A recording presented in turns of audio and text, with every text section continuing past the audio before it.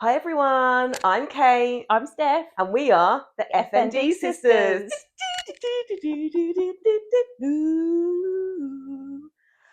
Got a bit more Um, energy this week? well, I just had a sip of tea, didn't I? Yeah. So now I'm like all caffeined up.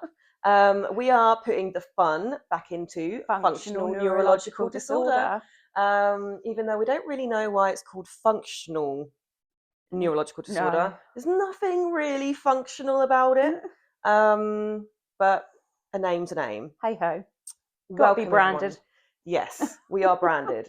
Maybe I should get a brand. Just need a stamp Yeah, like just on on the your head. forehead, FND. Um, just a disclaimer: we are not doctors, we are not scientists, we are not. We're just two people with FND um, that we talk about our kind of stories, our experiences. So please, if you think that you identify with any of the symptoms, please go through the relevant medical channels to get diagnosed if needs be and get yourself checked out. Because if you've got anything that we've got, you probably need to be checked out. Yeah. You're a bit weird. Okay, so obviously we have there's been a bit of a roller coaster the last kind of 3 weeks, I'd say. Yeah. So we're just gonna use this pod to like have a good catch up with you guys because it's been pretty insane. Steph, do you want to like fire it off? What's been going on for you the last Yeah. 4 weeks? I was getting pain in my like my side. It was a bit weird. It was kind of spreading. Couldn't go to the toilet, so I couldn't go for a wee. And didn't really know what to do in that instance. I was like, well, don't want to call 111. So I called my doctor because luckily my doctor's was open. And just said to them, look, I've not been for a pee in 18 hours. What do I do? And she said, I'll get the on-call doctor to call you back. And I was a bit like, oh, okay then. It's a bit more urgent than what I thought it was going to be. And the doctor called me back. She said, you need to go straight to A&E. I was a bit scared by this point. Yeah. So I went to A&E, and it's a funny setup now, isn't it? Because they've changed A&E. Yep. So you kind of go in, and they take your blood pressure and your heart rate and your oxygen levels and stuff first in like an open bit, and then they give you a ticket, and depending on what's on that ticket depends on where you go. Mm-hmm. So I got this ticket. She said, you need to go for a bladder scan. I was like, all right, okay. So I went thinking I'd just go in this room and I'd just wait for the scan. And there was so many people in this room. And I was like, oh, bugger, I'm going to be here for hours. Yeah. And she said you needed an urgent scan. So we waited at the desk. And this nurse just said, oh, just go and sit down and wait. And we were like, well, we've been told we need an urgent scan. So I wanted to wait to actually physically tell somebody. So she was like, oh, well, fair enough. Okay, then. So I only waited about 10, 15 minutes and they called me in, done a bladder scan. And the average bladder holds about 600 mil before it tells you it needs to go to the toilet. And I was showing that I had around 1200 in my bladder. So it was like, and your bladder can only hold so much. Mm-hmm. And then, so she was like, right, we've got to put a catheter in straight away. We've got to drain it. When they drained it, there was actually 1500 mils that come. I mean, that's rather a lot, isn't it? It's Yeah. a bottle and a half of Coke. She was like, why are you not in more pain? I was like, I'm used to pain. Yeah. See, that's the thing, though, isn't it? Like when you get we're so used to pain on a Yeah. regular basis. Like the pain threshold for us, like, which means that when we're actually in pain, we're really in pain. Like Yeah. there's something wrong. She was like, you're not showing you're in pain. And I'm like, well, I am in pain, but I just don't scream and shout about it because I'm used to it. Yeah. So anyway, I had a catheter in for several hours, but when I went in, I couldn't really feel my right leg. Mm-hmm. My right leg had gone really numb. I couldn't wiggle my toes. If I pressed it, I couldn't feel it. Had quite a bad backache. So I mentioned this to the nurse, and she was like, oh, okay, we're going to have to get orthopedics involved. So I spoke to an orthopedic consultant, and he was like, we're going to have to get you an MRI because we're going to question cauda equina. Yeah. And so I had an MRI, and then with the catheter in, that was a really weird experience. That must be weird. Yeah, because I was like, don't pull out, don't pull out. As I was going in, and the tube was like getting longer, and I was like, uh-oh. Yeah. I have to shut my eyes when I have an MRI. Like, It's from the really minute I odd. lay down to the minute they're like, right, you can get up now. I Yeah. have to have my eyes shut. I have my eyes open, but I'm looking at the top, and it looks like it's coming closer. Ooh. It's like an optical illusion No. almost.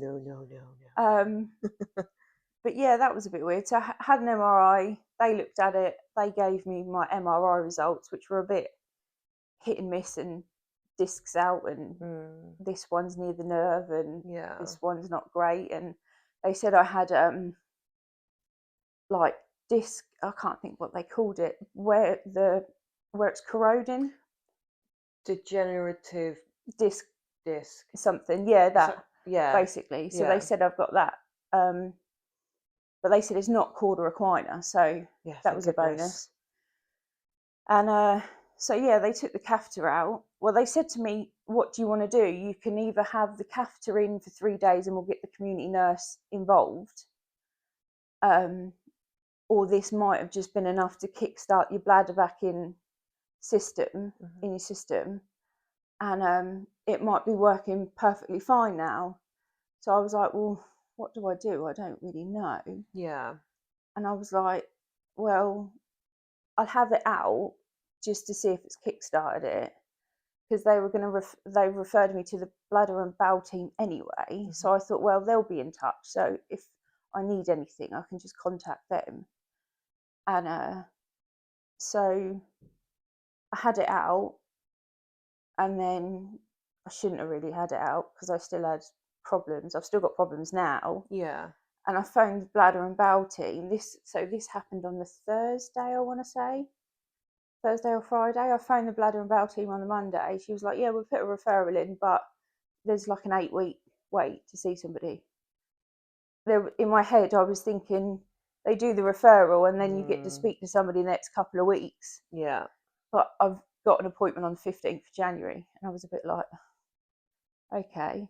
So I phoned my doctors and explained about the wait, and he said, well, every time you get a problem and you can't go to the toilet, you just have to go to A&E. And I'm like, you have got to be kidding me.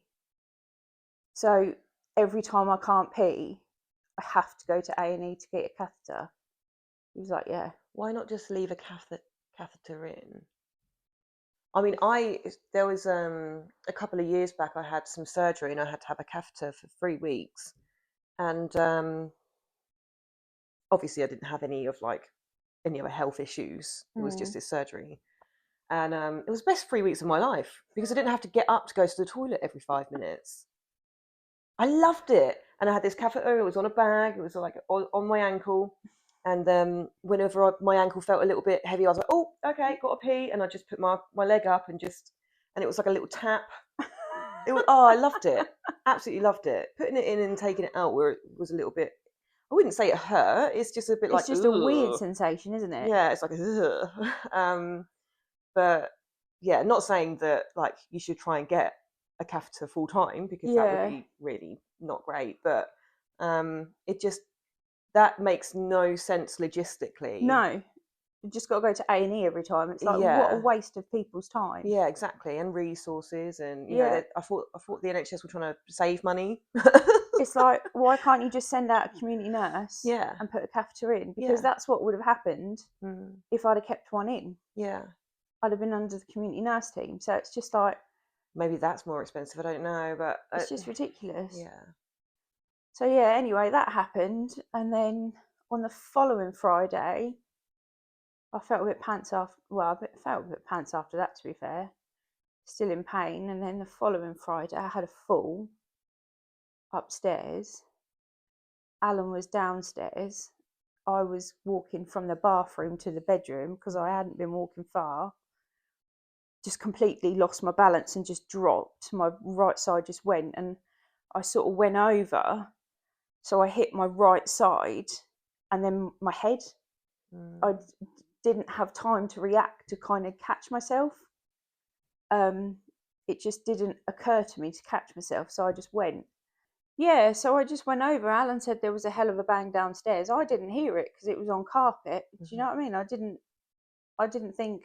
I mean, to hear it through carpet as well, you Yeah, must have gone down I went down with a hell of a like an bang. absolute And then he said bag of poo. he looked up the stairs and he went, Steph, are you all right? And he just saw this hair on the floor. Oh, I was like, no, I'm not all right.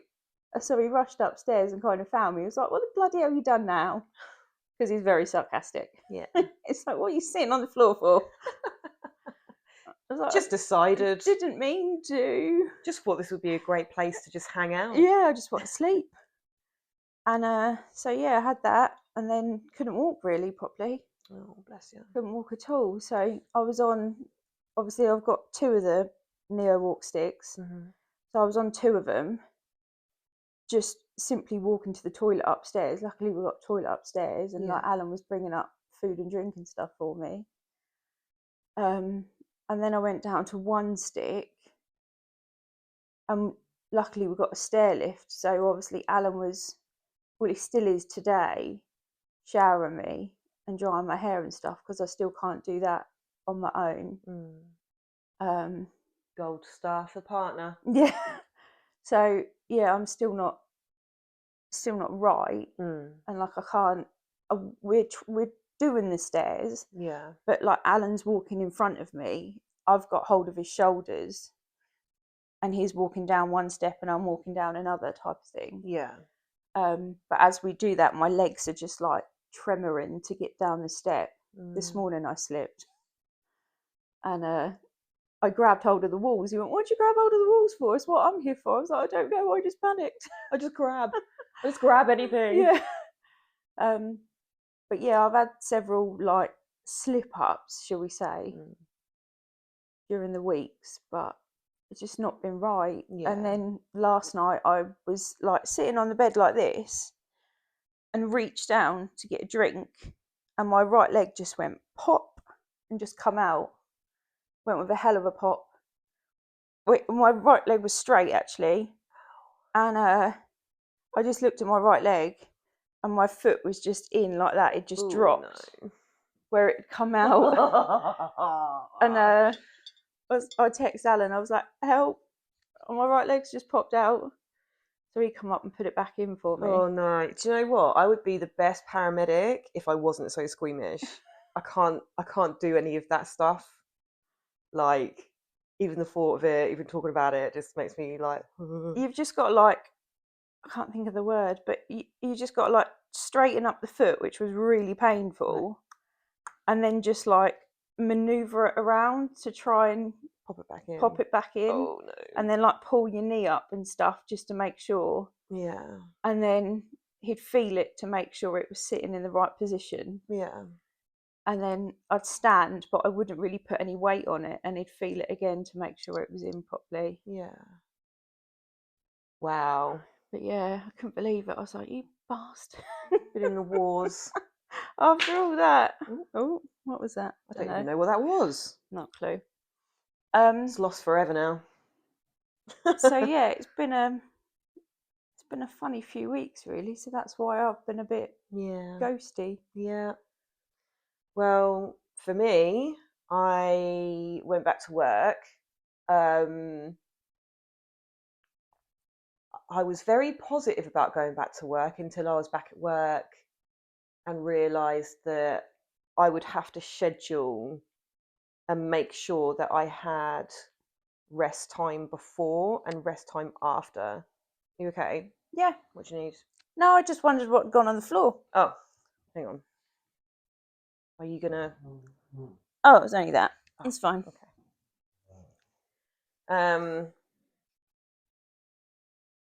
So I had to really think about. It was a term that somebody but mentioned on one of the FND sites, which was aggressive resting therapy. So ART. Yes, I remember you talking resting about this. therapy.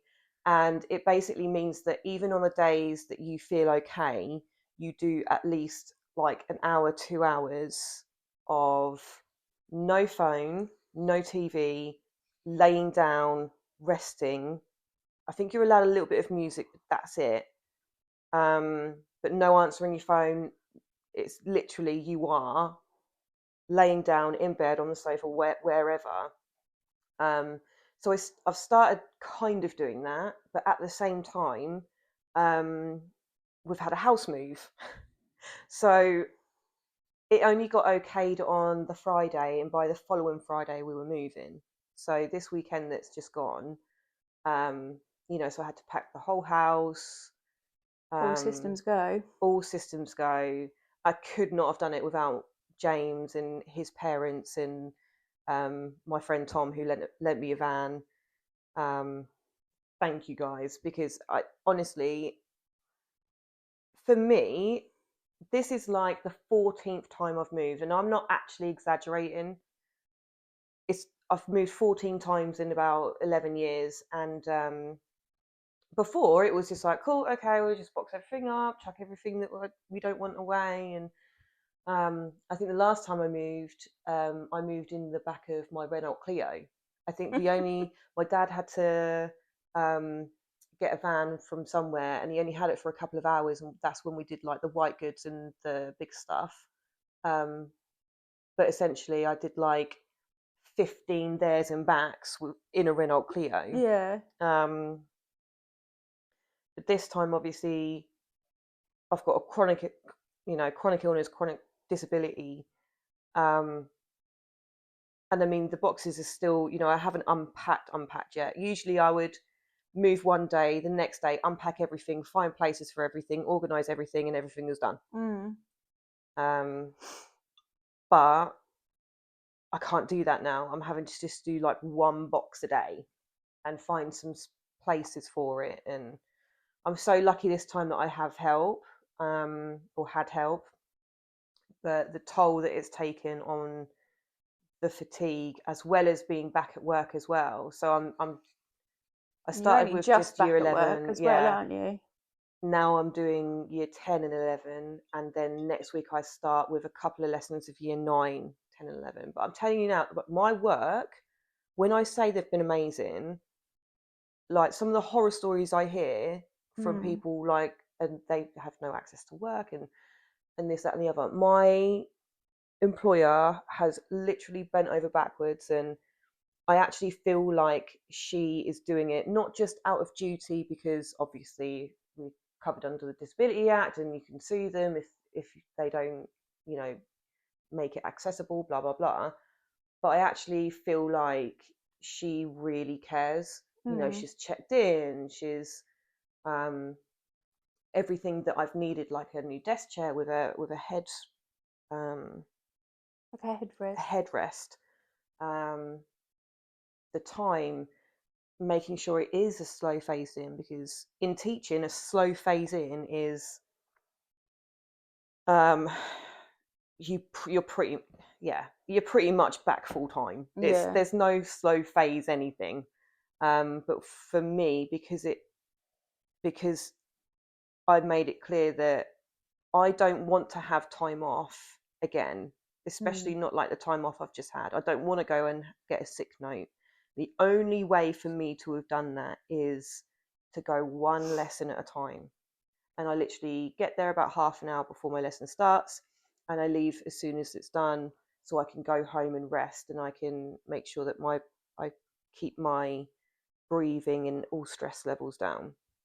But yeah, so that is again kind of mildly triggering my symptoms as well, but not to a certain point where I have to take time off work again, if that makes sense. It's Mm. like a really tiny like thread of balance Yeah. that I need to try and get to.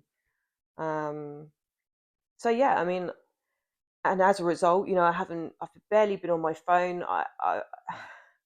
I do quite a lot outside of the pod and outside of work as well, with other bits and bobs. So that's kind of taken a dip too. Um, so yeah, it's been a really hard few weeks. And I couldn't have done it without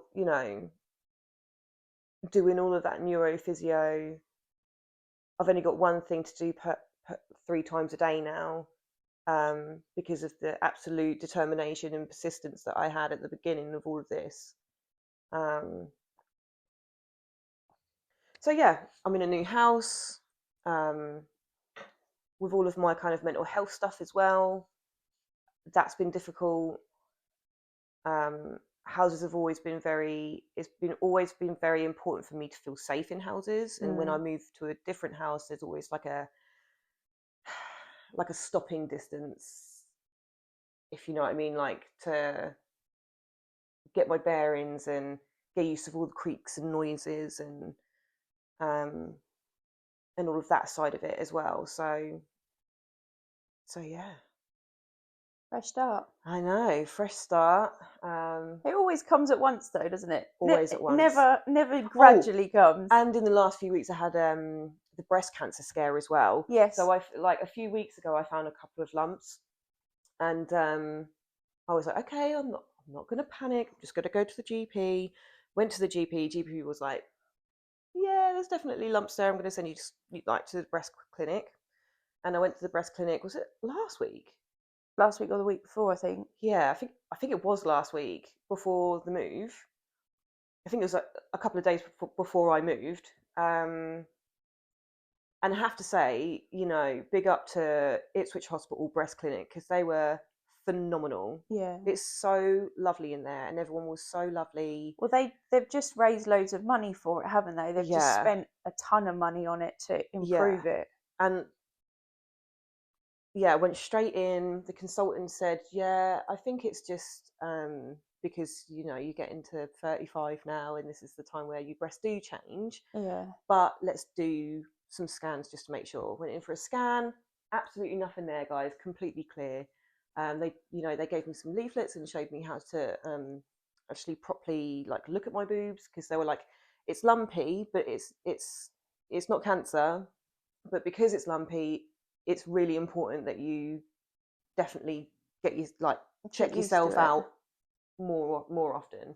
Well, I didn't realise when you check yourself, you have to go up here, under your armpit, all the way into your armpits, down. Yeah, all the way down. I never knew that. Yeah, it was only maybe a year ago when I went to the nurse and we were talking about something, and she was saying, yeah, you have to check right up here, all down your from the collarbone all the way down. Yeah, all the way around. I was like, what? I just thought you underneath. checked your boob area. Yeah. She was like, no.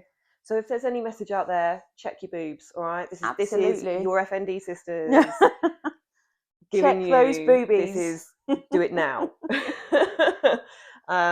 It's so important though, isn't it? It's really important. And it takes... with men as well, you guys need to also check your pecs, all right? But you just do it in the shower, can't you? It takes 2 minutes. Do it in the shower. Nothing to it. No. Get it used to into a routine. Once every month or something. It's a bit like a smear. Always make sure that you go back for a smear as often as I think it's 1 yearly, isn't it? No, smears are once every 3 or 5 years or something, depending on if they pick up HPV or something. I think then you have that's it. Then you have a quicker. And I think that's every year. Every year, because your body fights it anyway, doesn't it? Yeah, I don't think that's enough though. I don't think it's enough. So again, this is your FND sisters going, go and get your those smear tests. They're so important. I mean, we were the era of Jade Goody as well. We saw all of that happen. Yeah. This generation, they probably won't know who Jade Goody is, but it was scary, and unfortunately she died of it. So yeah, go get yourself checked out, guys.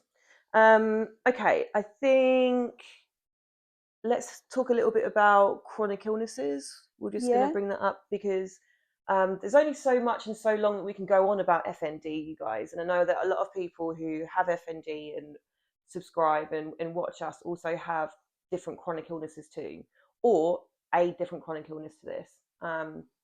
So a lot of the times on the groups, see a lot of ME and fibromyalgia that a lot of people have at the same time. I don't know much about any of that I've got both of those. you've got both of those. So Yeah. can you just describe like what the difference is between FND, as in like the symptoms that you get, the FND, the ME, and the fibro? I'd say the ME side of it is the fact that you have flare ups as well, but you are physically tired all the time. And like sometimes, like for example, this sounds really weird, but like I'll lay in bed and I'll feel tired, but I feel like I've got concrete around my wrists Mm-hmm. and I can't lift my wrists. It's not paralysis. Yeah. I can feel everything, but I can't physically move them up because my arms are that tired that they won't move. Yeah. And like it drains you. Mm-hmm. Like you just literally your fatigue is like, I can't move. I don't want to move. Mm. And you like it's just it feels like it drags your body down. Yeah. Do you know what I mean? Do you ever get that? Is it different from the FND fatigue, or are they both like? They're very similar. Yeah. I suppose it depends on what sort of level of fatigue you get Yeah. as FND. Whereas the ME CFS always tends to be a stronger Mm-hmm. kind of fatigue. It's interesting actually, because I was talking to my physio about this, and I said there's a massive difference between when I'm tired from work now and when I'm actually fatigued. Yeah. Like it's a different kind of tired, and like you say, I like the about the concrete, because it feels like I've got 1,000 pound weight all over my body, and even blinking Mm-hmm. takes up my energy. Yeah. Like really, like it's very different from when I go to work and I come home and it's like, oh, it's a different kind of tired. Yeah. Yeah. And people say, oh, you get tired, you get fatigued, and kind of put it in the same sort of Yeah. bracket. But you just want to say it's so different. Mm. And it sounds similar, but it is so different. But trying to explain that to somebody Yeah. is just, it's not impossible, but it's just hard work. Yeah. And it's just energy you don't need to use. Yeah. Do you know what I mean? If And you then, explained it to everybody you come across, you just sound like a bloody yeah. repeating God knows what. I think that's the hardest thing as well. It's like talking to, I'm going to call them muggles. Yeah. So non-FND people. Talking to muggles about it. It's just hard for them to relate. And then I also don't want to talk to them about it because it just kind of sounds like I'm moaning. And I realised the other day, right? Number one, there's not a day that goes by that I don't think I've got FND. And also, I was going to say something, I can't remember. Oh, yeah, and also, I feel like, unless it's about FND, I don't, it's hard to have conversations about anything else. Do you get that? Because it consumes you. Yeah. Like I'm finding it difficult to like, everyone's like, oh, how are you? I'm like, yeah, I'm having a good day today, or I'm having it's a bit tricky today, or last night I had a tricky night, and I just feel like everything is kind of centered around my FND, and I'm not losing. I'm hanging on to my personality, and I'm hanging on to who I am as person, but it's really difficult to be like, I can't remember another conversation that I've had in the last few weeks that didn't center around FND.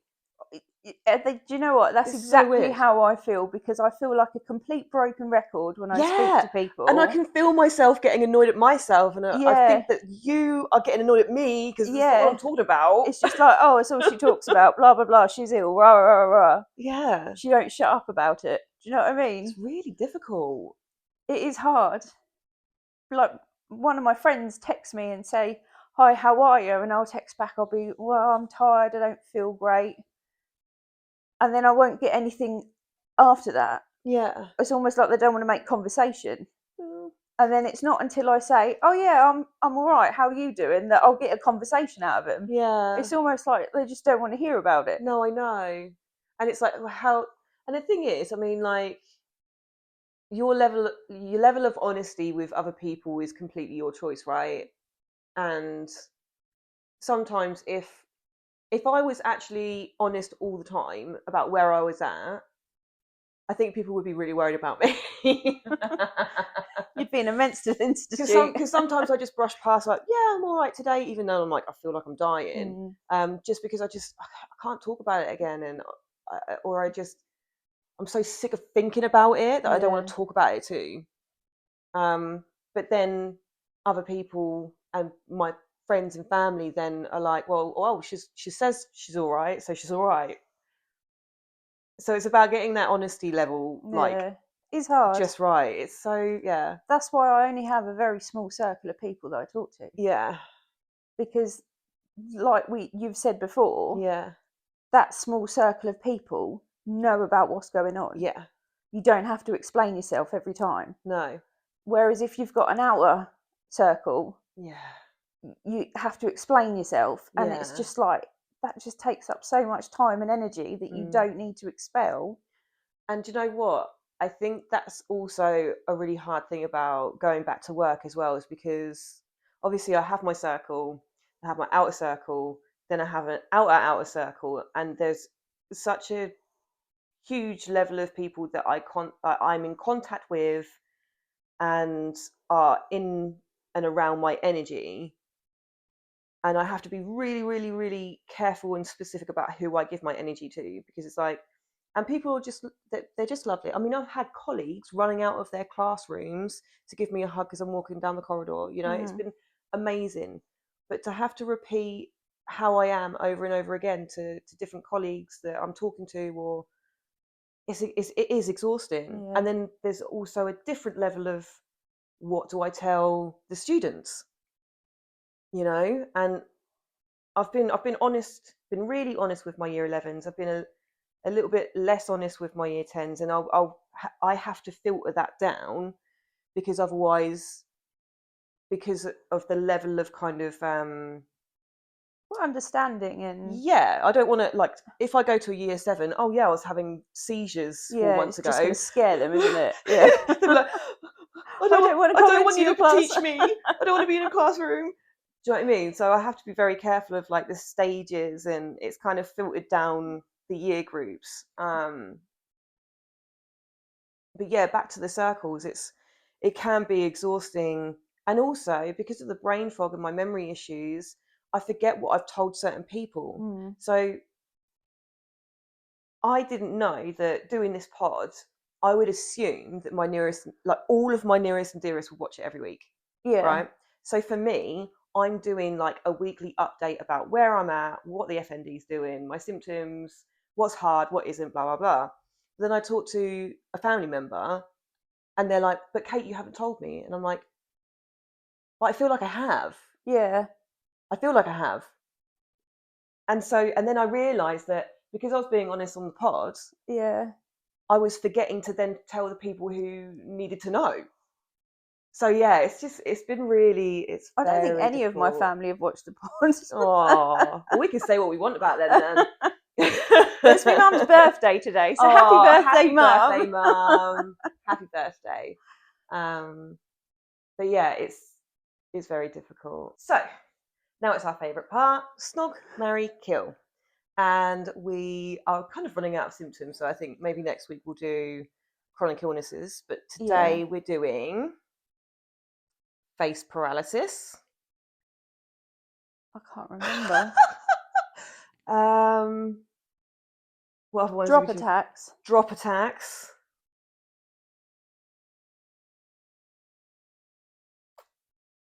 Not memory.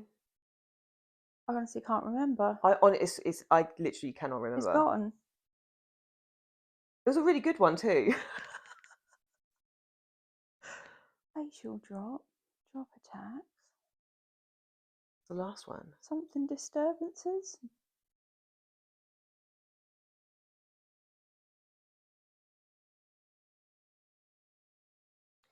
Bladder control. Oh yeah, Okay, so hang on. Let's bowel redo and that. bladder. So now we're going to play Snog, Marry, Kill. Take 2.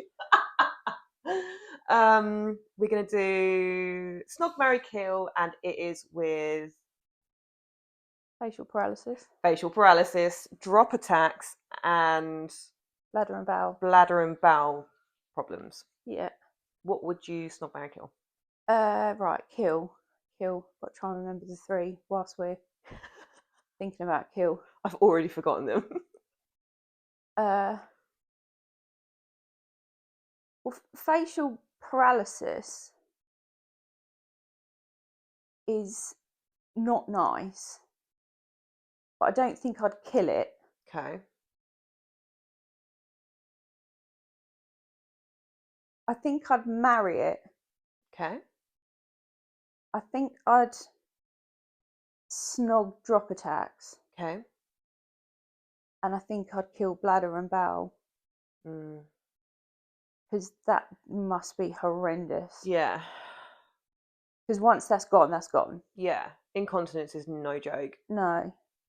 And that's when, like, I mean, obviously, like, we have partners and people who care for us, but that's when, like, Takes it to a you different would level, have to doesn't be it? calling an actual care Yeah. place to come out. And I'd be quite funny as well. Like if I'd lost bowel control it would be so and like embarrassing. Alan had to clear me up, I'd feel like I couldn't. awful.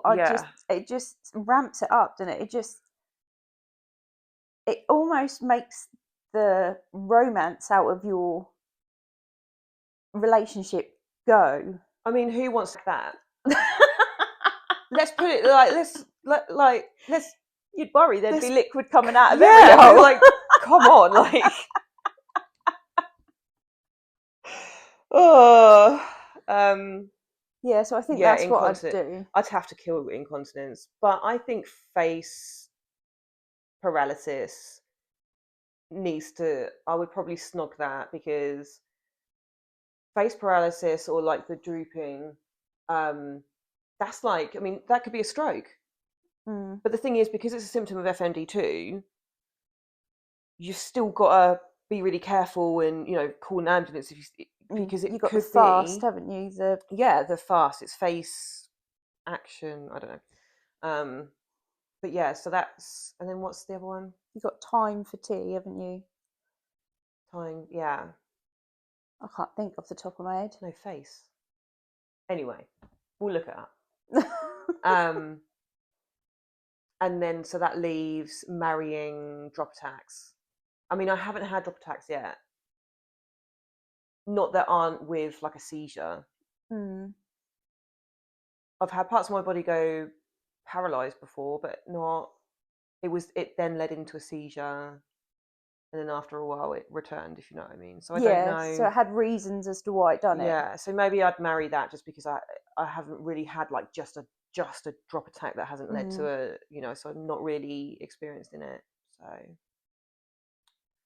I just don't like the bruising. It feels awful. yeah. Like when I went down upstairs, my right side of my hip and my leg, I don't know whether it's because I've got a blood condition, but it was just blue. And then it goes that horrible green colour, doesn't it? And I went down hip and head, and my head was just pounding for hours. Yeah. It's not necessarily just the attack, just the dropping. Yeah. It's the bruising and the aching and everything with your after. fibromyalgia as well. It probably like triggers that as well because it's fibro the pain. It's the pain. Yeah, so it's constant pain over your body. And I mean, I've been in surgery 20 times having lidocaine and steroid injections in my back because of the pain in my back. I've been in quite a few times. Yeah. I think I watched a documentary with Lady Gaga because she's got it as well. Yeah, and she has. Yeah, she had the injections and lots of therapy and things like that. And it just doesn't look very. I've had injections in my shoulders as well. Yeah. just to try and relieve. I mean, they don't last for the ones in my back. I think I just become immune to, because it was getting to the point where I was having injections in my back, and then 2 days later the pain was back. So when I went to my pain management consultant, I was just like, there's no point in doing this anymore, because it's just a case of chucking stuff in my body for no reason. So we agreed to stop that. That's why I had to change my medication. But yeah, it's just like, but funny enough, I had one in my, well, I've had them in both shoulders, but I had one in one shoulder in particular, and the pain went for like 6 to 9 months. It was brilliant. It was so good. And I was like, they this obviously is really just good. got the right place and the right dosage and the right. This is really good. You know what I mean? I've got no pain in the shoulder. It kind of eliminated something that was painful. And then I can have injections, the same injections in my back, and it lasts a day, 2 days. It's just really odd. Not fun.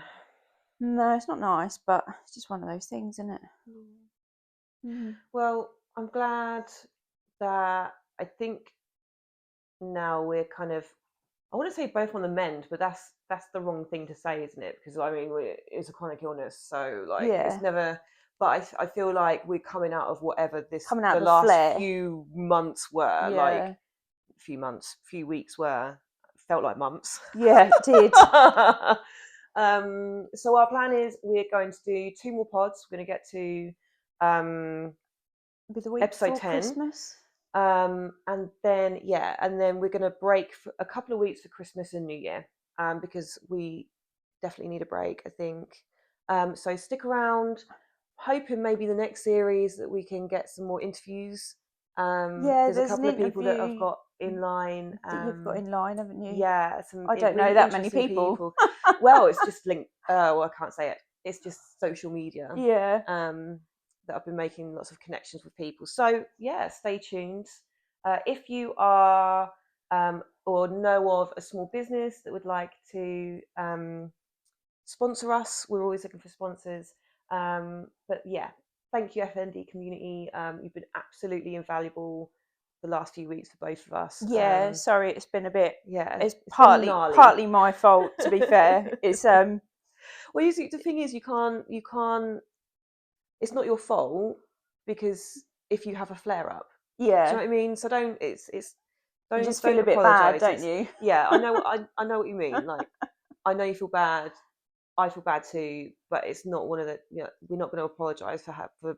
We have to live life on life terms at the end of the day, especially and with people this that illness. watch this and subscribe understand. Yeah, 100%. Most of you have FND or know of someone with FND and know that sometimes you just can't move, you can't think, and you can't. Life just just gets in the way, doesn't it? So I think we'll leave it there, and thank you so much for joining us. Thank you. Ta-ta for now. Bye.